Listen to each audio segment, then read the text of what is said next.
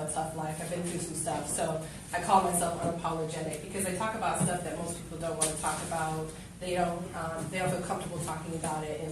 And the reason why I took this approach was because Instagram was mainly all happy-go-lucky. Everybody was like, oh, it's so beautiful. But I'm like, I know these people aren't that happy in the background. I'm like, I know. Just because your pictures are clear and white, I know it's not. I know it can't be all that great back there. So I was like, there has to be some voice, someone out there that's actually doing the same thing. So I decided that that's what it's going to be, unapologetic, and share my truths, and hopefully people will learn from it. And they would take my experiences and grow from it as well. Perfect. So we will get into that. Before we do, I'd like to introduce my co-host, Jeff Davenport, a.k.a. Jeff. The reason why I was on the 7th grade, ladies and gentlemen. Jeff, take it away, sir. I knew this was coming out. Yeah, 30 years of me and this man being together. I take the blame for the 7th grade flunk. It's kisses, man, but we're here for a very different purpose. Let's get into some business stuff and figure out what's going on her life, and let's move on. Perfect. So we will move on for now. We'll come back to that fucking 7th grade later. So you're talking with Toya. Toya, where are you from? Not from here? I am not. My dad's retired military, so I've been a little bit of everywhere. We've actually been here the longest. So my kids are actually true Phoenicians, but I am not from here. Everybody says you should claim it. You've been here long enough, but I still don't claim it. Give us a little background on Phoenician. Phoenician, is that what we're saying? Yes, because they're born and raised in Phoenix. So, now, we were just talking about not being born and raised here, but it being so cold outside in other places, and we get cold when we be here. We do. So, we might as well be Phoenicians, like you said? Yeah, Phoenicians, yeah. We might as well be I Phoenicians. did not know that was the proper term. Yeah. Well, yeah, that's going to be in Scrabble next week when we play Scrabble. Got to make sure you had that name down. So being Phoenicians or not being Phoenicians, not being from here, not to talk like on the racial side of things, or not to like, okay, well, it's got to be a black or white thing, but we're out here in Arizona, we're in the valley, and I try to really find positive role models for black women, black girls, not necessarily black, but you are an African American, doing things, a little bit, a little sprinkle African American, just a. This is 2018. We need positive role models for all women. Not just black women. Have you seen the TV? Oh! You're right. True blood is you. So we need. Okay, we all agree that we need positive role models for all women. But you are here in the valley, being a black woman. How difficult, or was it difficult at all, for you to obtain the following, doing what you're doing as a black woman, or even to step out there amongst, let's be honest, a predominantly Caucasian area? I don't have a lot of followers from Arizona.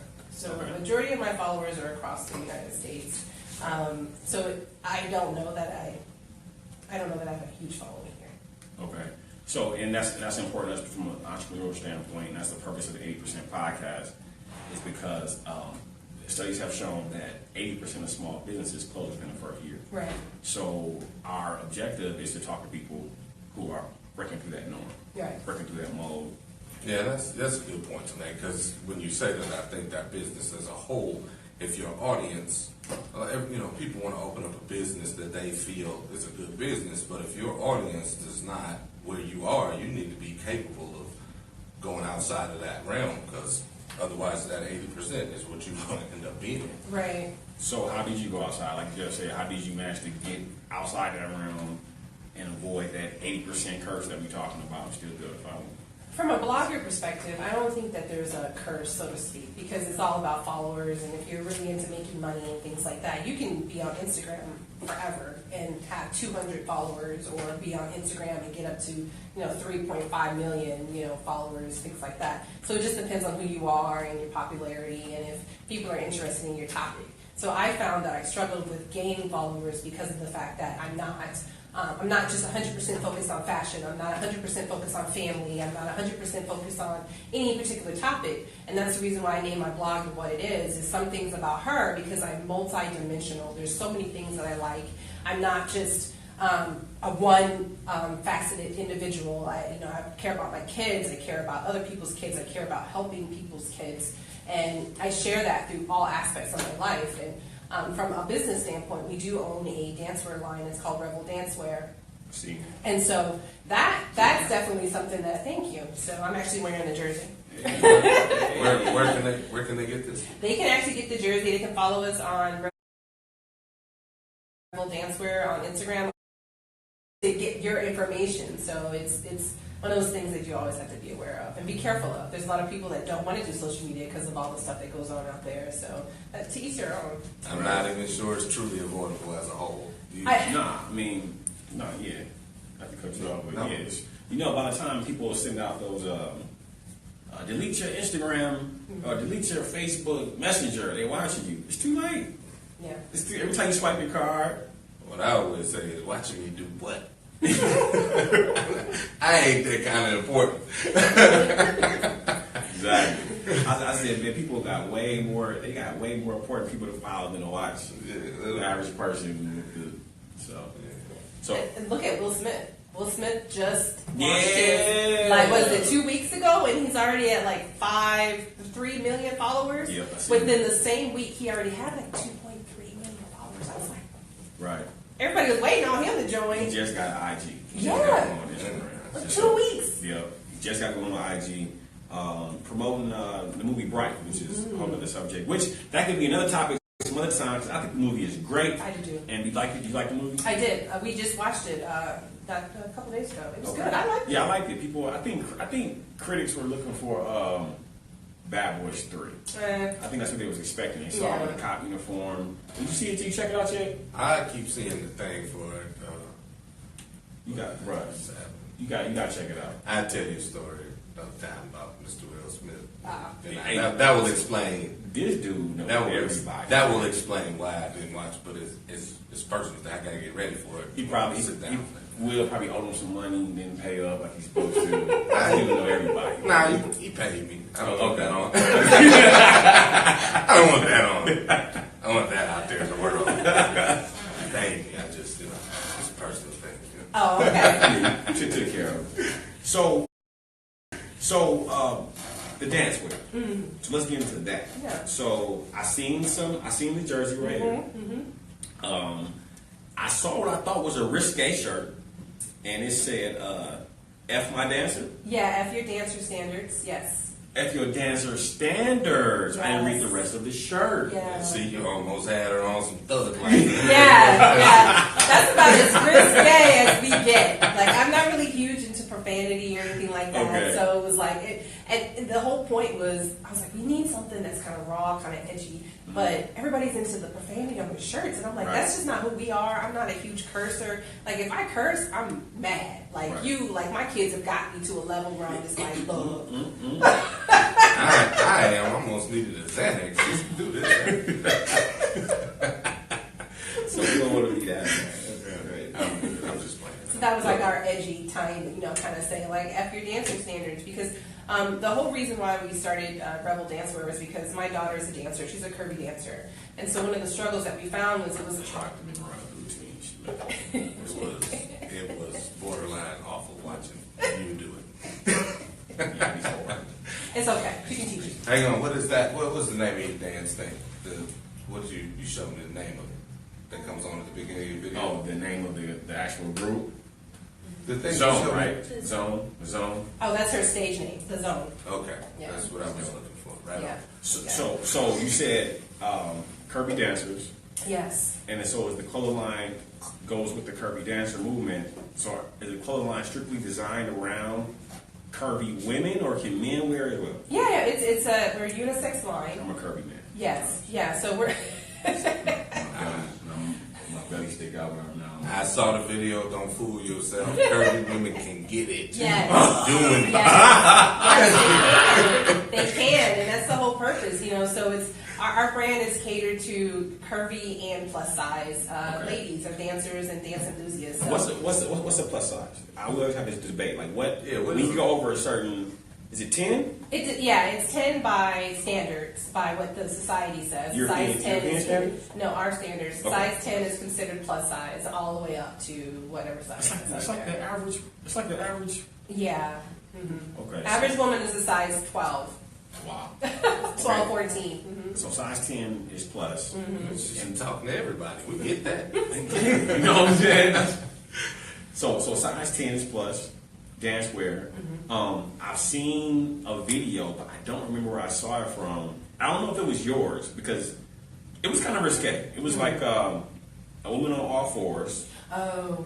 So you know what I'm talking about. Yeah, I know. Okay. That's probably the most risque that we've ever posted on our site. as Okay, well. go. But- Yeah, because you might want to hear Was that. that the lingerie thing you was telling me about? Yeah. Something else? She was in lingerie. So the reason why I posted that video was because there's so much negative Oh, connotation, so much negative connotation around plus size dancers and plus size dancers' ability to dance, and there's people that just think that just because they're a certain size that they're not able to do some of the stuff that standard size dancers can do, which is completely false. Right. So, and that's the reason why we started Revel Dancewear to begin was because we had the hardest time finding dancewear for her. Anything that she wanted to dance in, we had to go shop in the men's section because they don't have it, you know. And it was very frustrating as a mother. It was very frustrating as a teenage girl that I can't find anything that I want that's cute. I got to go look in the man section to find some sweats or something like that to dance in. That's ridiculous. So that's why. And then the final straw that broke the camel's back was I was at her dance performance. So she goes to a high school out on my side of town, which is a Goodyear area. And all the little curvy girls, they were looking to have muffin tops. They like, none of the costumes fit them. And I was like, something has to give. This is ridiculous. Like, they have to know that there's bigger sizes. Everybody got a size 5, you know, or a size 2. So why aren't we catering to that? And I had the hardest time finding anything. I did a Google search and I was like, who creates this kind of stuff? And I couldn't find it, you know. So then I was like, let's just create it. And so that's how I got started. Wow. Okay, so go ahead, Jim. I was gonna say I got kind of just because we were going down the curvy and what the sizes start at and all that. Here's my question. Okay, from a fitness standpoint, now I truly don't disbelieve because I dealt with bodybuilders, powerlifters, all of that stuff. So I believe that genetically we're all different. And yes, I believe anybody can be skinny, anybody, you know. But what it takes for you to be normal life and be able, you know what I'm saying? Like, is it worth it to be healthy, be happy? I agree with that 100%. But my question would be, do you think that there's a line in the sand between curvy and unhealthy? You understand what I'm saying? As far as like getting too big.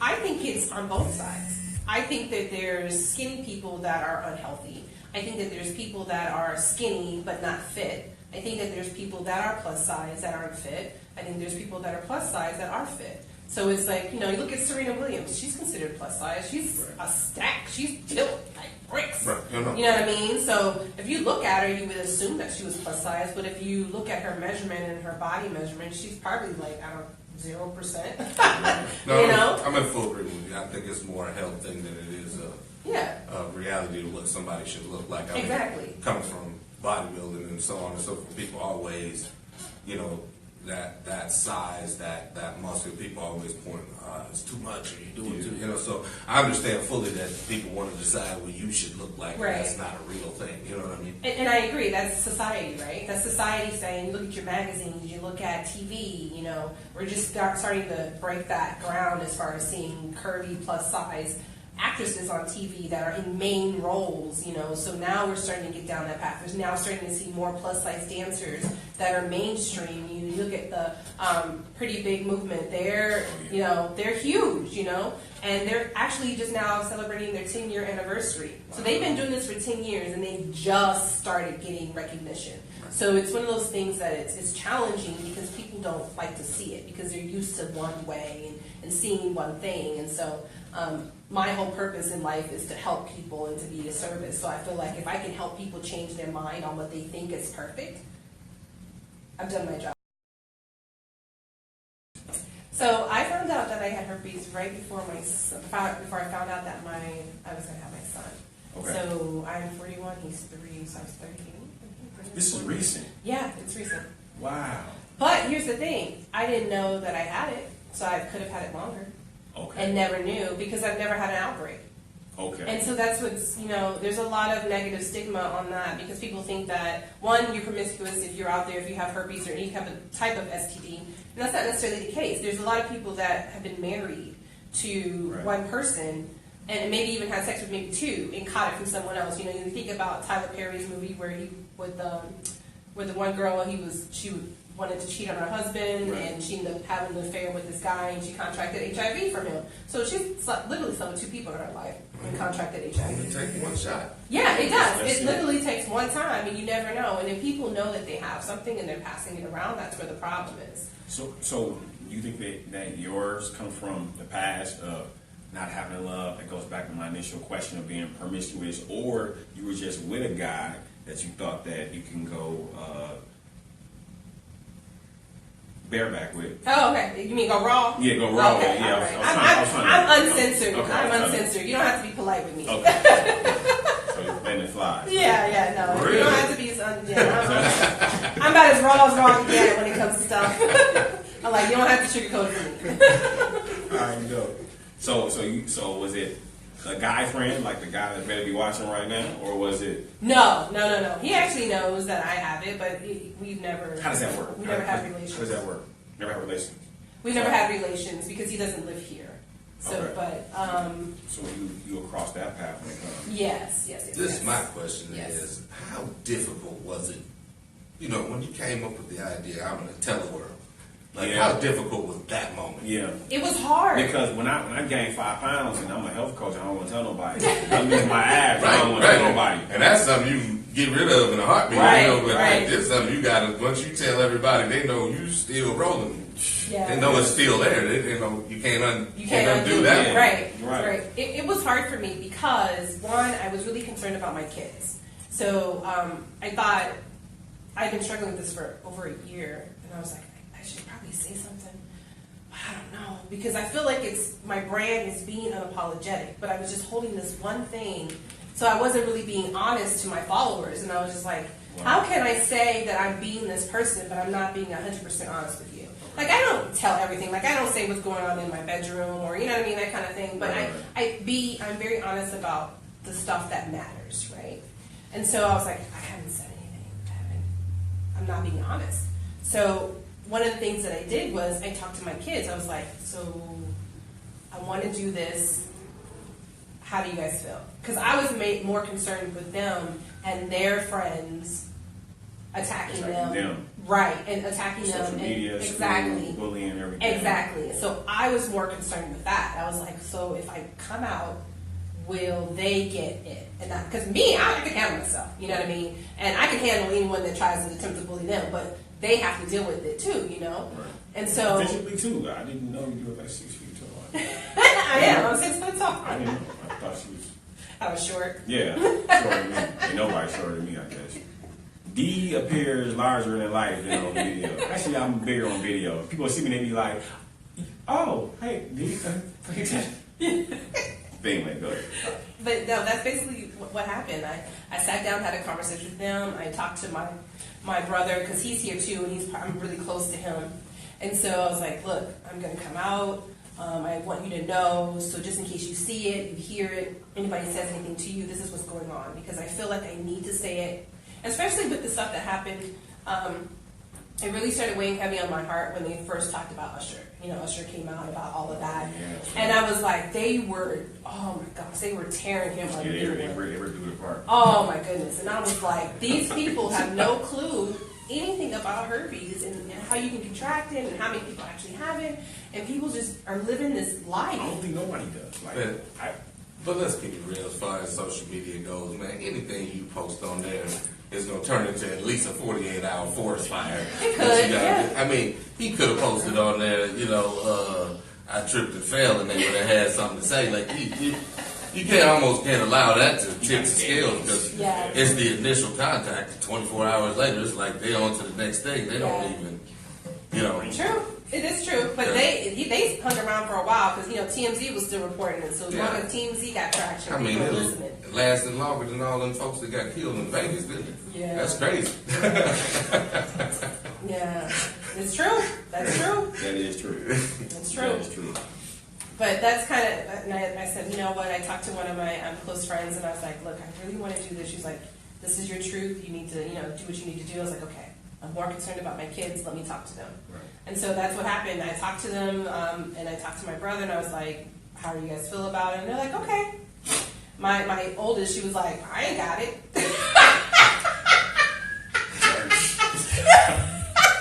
She was like, I ain't got it. I don't care. Word. She was like, Say word. Say word. I was like, okay.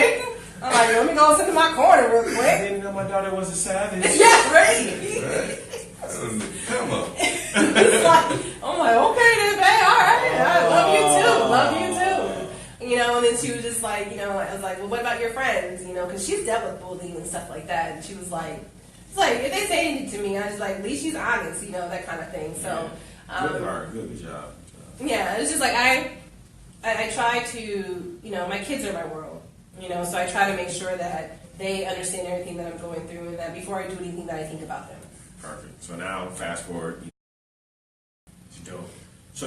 So perfect. So did that cause you to be promiscuous at a younger age, or seeking out love?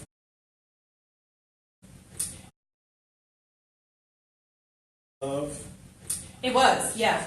That whole when you don't have your dad or you don't know what this is, you go searching for it. That's why I told you. Yeah. My daughter sleeps at home. I don't care where the sleepovers at. But daddy, everybody's gonna be there. I don't give a damn. My daughter sleeps at home. And when we was little, that was my sister rule too. Yeah. Like my mama, no matter what, it didn't matter. We knew them for 10 years. It don't matter. My mama was like sleeping at home. My daughter, I tried to really install that she was always going to be all right, no matter what. Like the biggest thing was, I felt like the security. She needed to know that she didn't need nobody. She never needed anybody. Like, when she got older, she was in high school and little boys, I buy you some draperies. Daddy, give me draperies. Yeah. That kind of thing. See? A true story, my daughter's 9 years old, and I got on the damn bus and cussed out a little boy because he was punching girls. But I let my daughter know, at a young age, she believed that if something happened to her, even if he was 9, my dad would beat him up. You know what I mean? So I always felt like she knew. To this day, my daughter still think I'm a superhero. And that's hard to hold on to for 22 years. Yeah, that's the quid pro quo superhero we was talking about. We was talking about if black people are good superheroes or not. That's another topic. It is under investigation. Yeah, we don't know if black folks make good superheroes. What do you think? You think too many? It be late. You think it be too many? You think American black people would make good superheroes? I mean, anybody could be a superhero. We know, like Black Panther. Yeah. He from He African, though. Yeah, right. So that's different. Yeah. Back to this. They got a question. I don't. It's pretty long, so I don't know what they're actually saying. I'm gonna have my daughter read Check it out. It says, Just read what it says. the negativity for plus size is because the majority of skinny women are jealous. I can say this only because I am one of them and jealous that I can't be confident curvy. Oh wow, that's wow, that's huge. That's huge. Yeah, I would have never thought that. I know that there's situations where people don't like plus size women or curvy women because of their confidence. They're like, why are they so confident? Well, hell, I am who I am. I'm confident because I'm who I am. Right. They had that upbringing where people told them, don't ever let anybody tell you you're not worth anything. You know what I mean? So you're worthy of everything that you deserve. That's another thing that goes back to Thank you. Like bodybuilding that kind of makes me think of this particular situation. I mean, I'm not saying it's exactly the same, but there's a lot of girls that get very muscular and they take a lot of criticism for being that. But these are like the coolest girls that I ever met because they kind of overcome that part of them, that self-esteem part of it, because they already know what to expect. Like they're already over the person where I could imagine some of these thinner, pretty, or whatever girls that society deems to be perfect. They just keep hearing pretty. Right. They've been lied to me, so I would assume that sometimes that could dwindle your self-esteem, whereas being push, this is what it is. When you walk out the door, you know what to expect. It can make you stronger. I agree. There are a lot of people that have had some of that confidence where it's constantly, you're so gorgeous, you should be this. You're so gorgeous, you should do that. And there's a lot of people that believe that, and then when something happens that doesn't align with that opinion, they're crushed. They start going through different forms of depression, and they start focusing on the way they look and things like that. Like, one of the things that I always try to do with my kids is that maybe I might want them to do something. Like, I always tell my 14-year-old, like, you should be a lawyer, because she's got a mouth. You should be a lawyer, whatever, And so she's always trying to debate something. And so, but she wants to be a model. So I was like, what I want of her may not be what she wants. And I think that as parents and as people in general, we place these expectations on people. And we shouldn't. We should say, who are you? And that's part of my blog too. It's all about deprogramming. Because what I was raised to believe may not be who I am. And what you were raised to believe may not be who you are. So you always have to take that opportunity to learn who you are and to understand who your true identity is, so you can speak your truth and live unapologetically. So are you trying to still find love? Is that something that, like, on your list of things to do? Because, like you say, you're trying to still discover yourself. Yeah. Does love fit in that? Yeah, definitely. I do. Don't get me wrong. I would love to be married. That was my plan. I wanted to get married, have kids, the whole 9 yards. But that wasn't what happened. So, I have, technically I have 6 kids, but I've only given birth to 3. All right. You still got time. You just get it in a different order. That's all. Yeah. These tubes are tied. They're coming out of me. I just meant the marriage and kids. You said it, marriage, kids. You just did it in a different order. It's still. That's true. You can still pull it off. And that's true. And I would love to be married. I think love is definitely on the table for me. I don't know if it's going to happen in this lifetime. I have a guy friend that I'm talking to that I feel like it's good. I feel like it may go in that direction, but I don't know. You never know. So hey, you know who you are. I don't even know if he's listening. Yeah, you better be, or you won't be a guy no more. Play it for me. Now, you obviously protect your unit. So what direction do you have for your family now, as far as business, as far as... One more question on the line of what we were just talking about, the STD thing. So, in your line of work, this is very people-oriented, you're dealing with people. Do you find that there are people who, Instagram, Twitter, whatever, are they coming, do you find that people come and, tell you that they had it also, or, you know what I'm saying, are they trying to, It's a better question than my question. looking for support? And that was the reason why I did it. That was one of the reasons why I did it. I fought with it for such a long time, outside of the fact that I'm like, no one's going to love me. People, because you go through that cycle when you find out that you have an STD that's uncurable. You're like, gosh, no one's going to love me. I'm going to be single the rest of my life. You just all those negative thoughts, negative self-talks. When I had chlamydia, I felt that way. See, and it's just curable though. But yeah, it was curable. That don't count. Well, it does. It's kind of the same thing, because you feel hurt when you catch something like that. You're like, who gave it to you? I was like, who gave me this? Yeah. I don't know if you should be.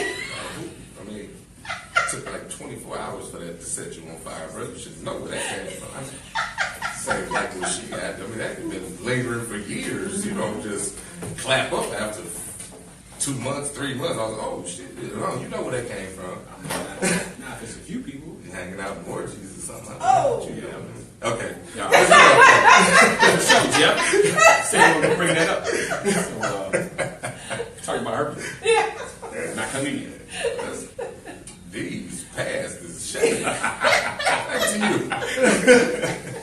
He just wants to be honest. That's all. Being unapologetic right now. Yeah, exactly. Being unapologetic right now, Jeff. Don't apologize. Don't apologize for nothing, brother. I'm owning up. Did that. I'm owning up. This is a long time ago, man. Yeah. I would clap for you, but that would be a pun. Oh no.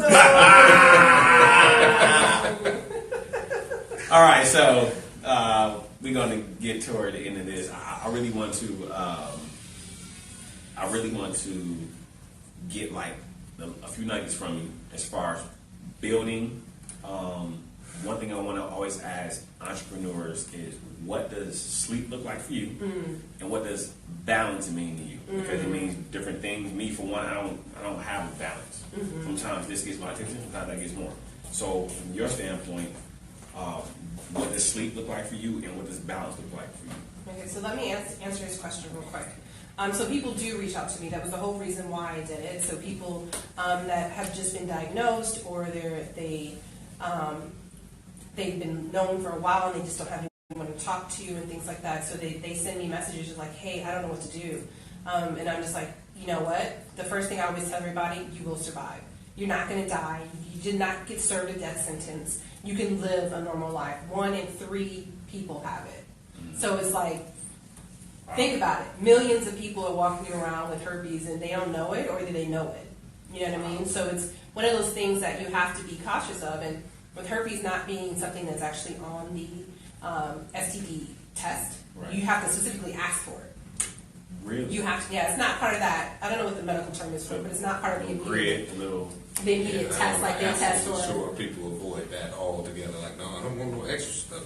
Right, and Yeah, they don't know, right? They're assuming that that's part of all of it, right? You know, they test you for AIDS, HIV, chlamydia, syphilis, those main ones, but herpes and all that stuff. It's not something you have to specifically say. That's an honest point, because I mean, I remember when I first time I got the test, and they were like, "Do you want us to run HIV?" And I was like, Yeah. How do you get the test? I don't know, but I also How do you get the test? I knew who it was. Anyway, back to business. I'm asking a question, but I'm telling you, when they said that, I was like, no.